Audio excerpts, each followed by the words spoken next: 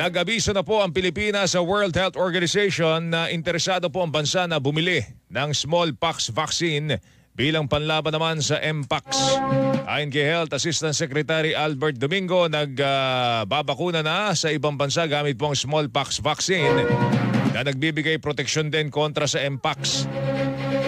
Ganun pa man, karamihan naman sa mga bakuna ay nasa Africa kung saan libo-libong tinamaan po ng Mpox.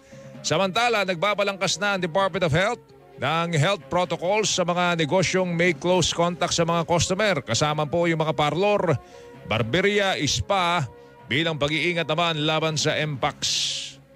Walang mawawala kung magsuot po ng gloves at saka yung ating face mask. Bakit? Kasi ang mga barbero, ang mga stylist, mga beautician, intimate yung contact niyan baka, hindi ko pa sabing final kasi under discussion pa.